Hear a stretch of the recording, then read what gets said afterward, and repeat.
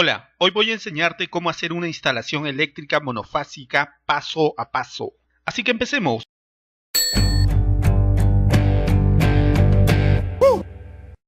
Primero que nada necesitamos el plano de una casa. Y aquí está, tenemos sala, comedor, cocina, habitación, baño, habitación principal.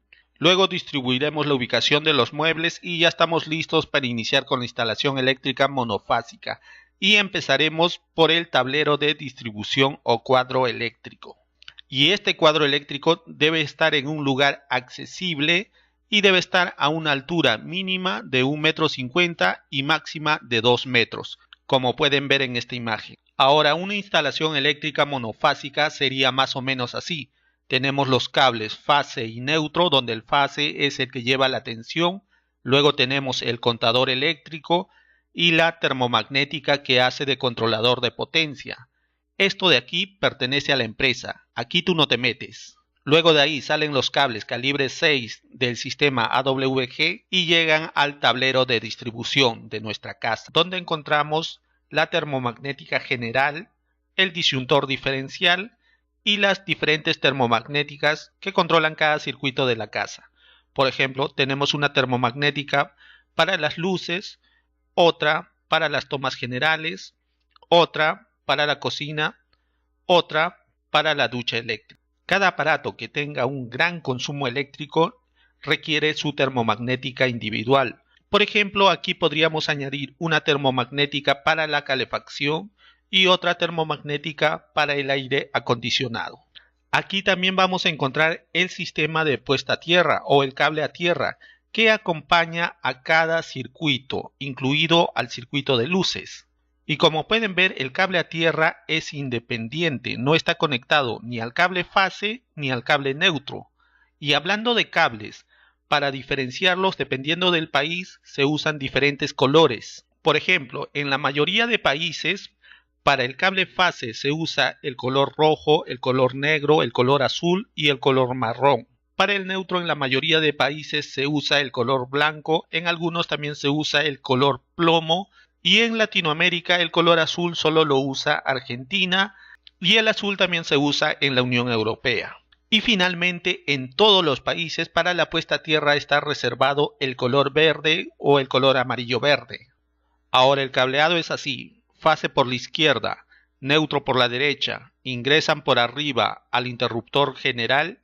De ahí salen por abajo para luego ingresar otra vez por arriba al disyuntor o interruptor diferencial. De ahí salen por abajo y de aquí se conecta por arriba a cada uno de los interruptores termomagnéticos que controlan los diferentes circuitos de la casa.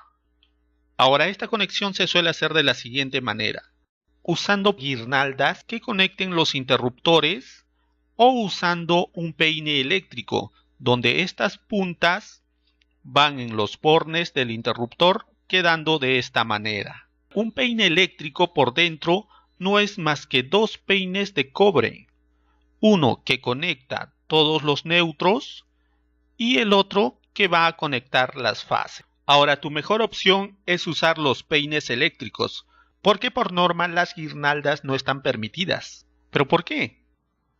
Mira, si cada uno de estos tres interruptores controlara un circuito por donde tuvieran que pasar 10 amperes, eso significa que por este punto deberían pasar 10 amperes, 10 amperes, 10 amperes. Pero en realidad lo que pasa es que por esta punta sí pasan 10 amperes. Por esta punta, que deberían pasar 10 amperes, van a pasar 20. 10 que pertenecen a este circuito y 10 amperes que tienen que ir hasta aquí. Igualmente aquí, 10 que deberían pasar por este circuito y 20 amperes que van a ir a los otros circuitos. Entonces, aquí, en esta punta, ocurre una sobrecarga. Y esta sobrecarga provoca un sobrecalentamiento. Y el sobrecalentamiento, obviamente, con el tiempo va a derretir el borne del interruptor, pudiendo provocar un accidente. Es por eso que no se deben usar estas guirnaldas. Y entonces, si no se debe usar, ¿por qué se usa? Porque una cosa es lo que sabemos y otra cosa es la realidad. Por ejemplo, tal vez no tenga el presupuesto para comprar un peine, o tal vez simplemente sea tacaño, o tal vez simplemente no existe en el mercado. Por ejemplo, recuerdo que hace años en un pueblo le pedí al dueño un interruptor diferencial. Fue a la ferretería más grande y me trajo un interruptor diferente. Simplemente no sabían lo que era un interruptor diferencial. Simplemente muchas veces no existe en el mercado. Así es que ojo con eso. Ahora otro punto es que si vas a usar este tipo de punteras necesitas una crimpadora para que te dé este tipo de sujeción, ya que esto no lo puedes conseguir con un alicate común. Si la puntera no está sujeta adecuadamente, si no hay el suficiente área de contacto, lo que provocas es un aumento en la resistencia, que también genera un sobrecalentamiento y nuevamente volvemos a lo mismo. Ahora, si de todas maneras vas a usar guirnaldas, el cable debe ser continuo, no lo debes seccionar, porque si lo seccionas disminuyes el área de contacto, nuevamente vuelves a aumentar la resistencia, lo cual provoca otra vez sobrecalentamiento. Ahora, si no te alcanza el presupuesto, una mejor alternativa es usar este tipo de puentes, aunque es un poco más laborioso. Consiste en tirar un cable entero hasta el final y realizar unos buenos empalmes en T, cosa que cada circuito ahora es independiente. Ahora, otra duda constante es por qué los cables tienen que ingresar aguas arriba o por arriba, y la respuesta es sencilla. En caso de que el cableado por X motivos esté suelto, si es que ingresa por arriba no habría mayor peligro, pero en caso de que el cableado con tensión ingrese por abajo y esté suelto, por gravedad, este puede quedar expuesto y peor aún, puede contactar con la caja del tablero, pudiendo ocasionar algún accidente fatal. Y es justamente para prevenir esto que la bornera del cable a tierra está en contacto con la caja del medidor o la caja del tablero de distribución. Porque si bien es poco probable que esto vaya a sucederte, ha sucedido. Y la normativa está justamente para eso, para prevenir la mayor cantidad de accidentes posibles. Ahora lo que nos falta saber es el calibre de los cables que vamos a necesitar para cada circuito. Para esto necesitamos saber la cantidad de amperios de los aparatos de cada circuito. Y esto lo hallamos con la fórmula de Watts, que dice que la corriente es igual a la potencia entre el voltaje. La potencia la vamos a encontrar en todos los aparatos. Por ejemplo, esta bombilla tiene un consumo de 7 watts hora y esta otra tiene un consumo de 40 watts hora. Y el voltaje es el voltaje de tu país. Por ejemplo, en el Perú es de 220 voltios, en México de 127 voltios. Entonces, para el circuito de la ducha, que tiene una potencia de 3600 watts, la cantidad de amperios sería 3600 watts entre el voltaje, que es 220 voltios, lo que nos da 16 amperios. Una vez que tenemos la cantidad de amperios de cada circuito, por ejemplo, el circuito de luces 2 amperios, el circuito de tomas generales 16 amperios, el circuito de la cocina 16 amperios, y el circuito de la ducha 16 amperios. Con estos datos y con ayuda de esta tabla que nos dice la cantidad máxima de amperios que soportan los cables según el calibre AWG o su equivalente de sección en milímetros cuadrados. Algo que siempre debes tener presente es que el valor del consumo siempre debe ser menor a la capacidad del interruptor termomagnético y menor a la capacidad del cable, así como también que la capacidad del interruptor puede ser igual a la capacidad del cable o inferior, pero nunca la capacidad del interruptor puede ser superior a la capacidad del cable. Por ejemplo, si este fuera tu caso en una sobrecarga o en un cortocircuito donde la corriente se incrementa, una vez que la corriente llega a los 20 amperios, el cable empieza a deteriorarse y recién cuando llega a los 25 amperios, este interruptor se dispararía. O sea, aquí no está cumpliendo su función de proteger al cable.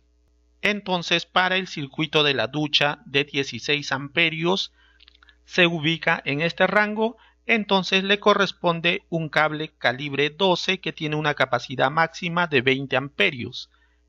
y le corresponde también un interruptor entonces de 20 amperios.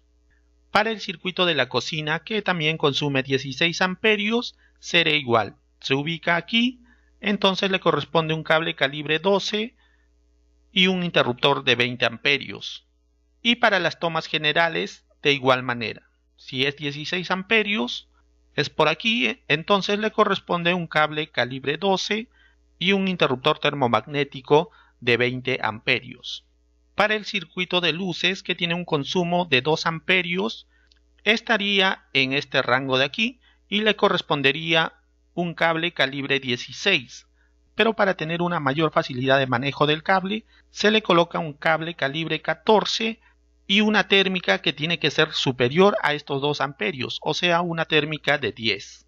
Ahora, para el interruptor general, de igual manera sumamos todas las potencias para hallar la cantidad de amperios que van a circular por todos los circuitos. En este caso serían 48 amperios. Sin embargo, es poco probable que todos nuestros aparatos estén encendidos al mismo tiempo.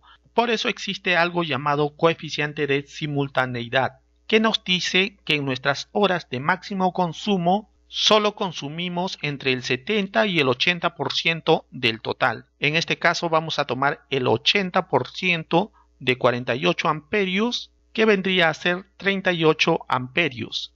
Entonces nos vamos a nuestra tabla y estaría en este rango.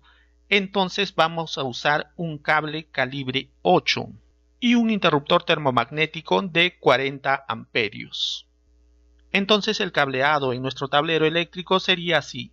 Llegan los cables número 6 de la empresa hasta nuestro interruptor general. De ahí dijimos que teníamos que usar el cable número 8.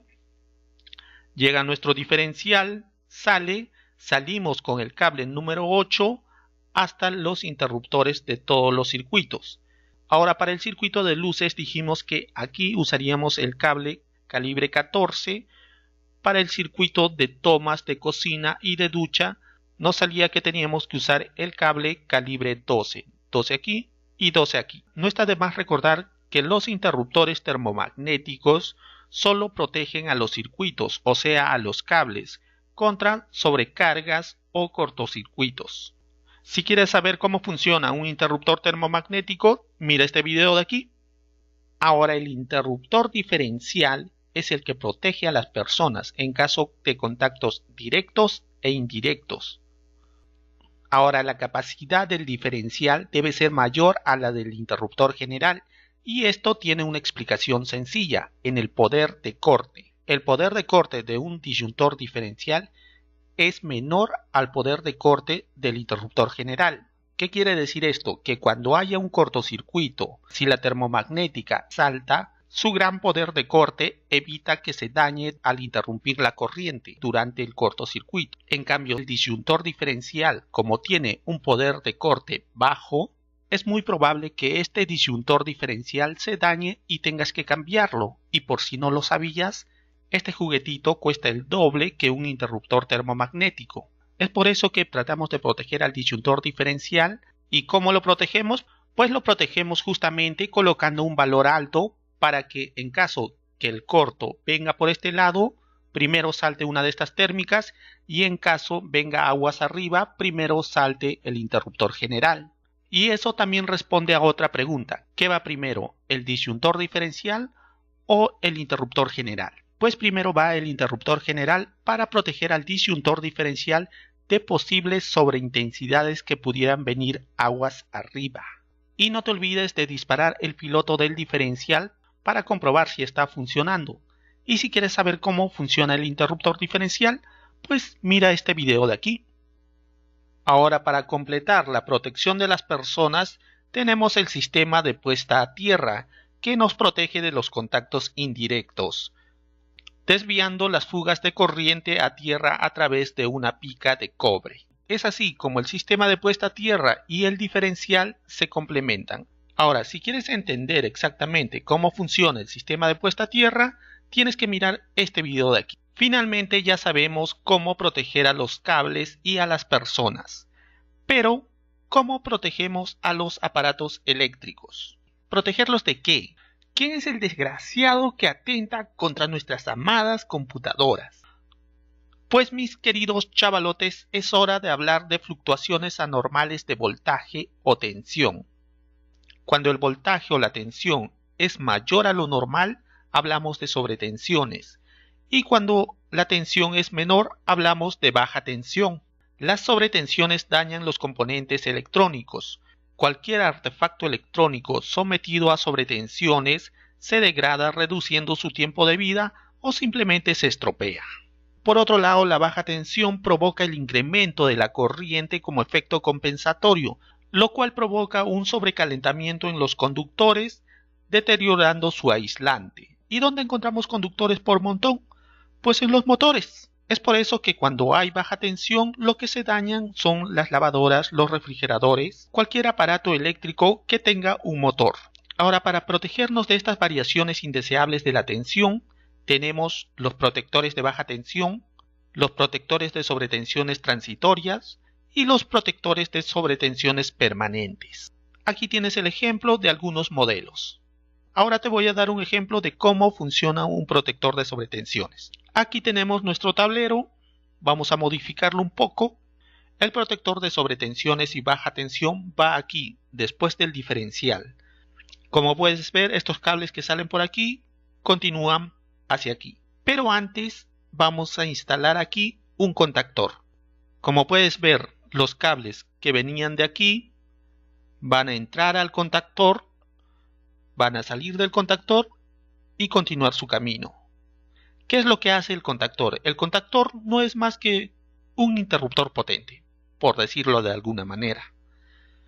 Conecta este punto con este punto, este punto con este punto. Aquí adentro tiene una bobina que es alimentada a través de estos dos bornes. Cuando esta bobina del contactor es alimentada por una pequeña cantidad de corriente, permite el paso de este punto a este punto, de este punto a este punto.